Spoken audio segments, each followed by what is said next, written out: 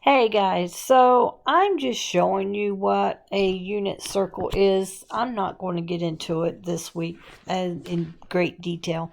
So basically what it does is it's going to combine all of the things that we've done so far. So be able to go from degrees to radians. That's what this is.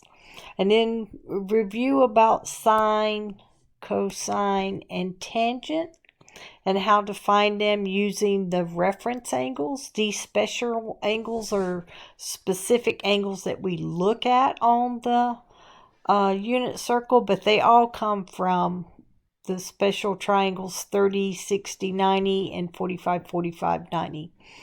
So next week we'll get into labeling the unit circle and talking about the trig functions. So you see in this how I'm just scrolling down and talking about this unit circle. Let me keep scrolling. Whoops, sorry. I got it. Here we go. So ultimately, this is what the unit circle looks like. It has the 0, 90 degrees, 180 degrees, 270, and then all the way around to 360.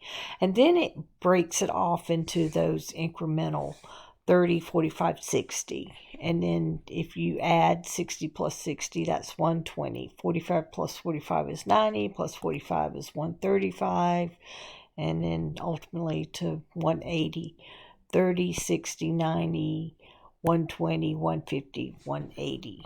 And I know I'm going through this. We'll talk about all of the components, but what I want you to focus on this week is getting the reference angles down, and also get understanding how to find the trig functions. So we'll save this as far as filling out in detail for next week. I just want you to look and get a feel for what's ahead. Yes, it's a lot, and yes, it can be scary, but piece by piece, we'll learn the pieces and then put them all together in this unit circle.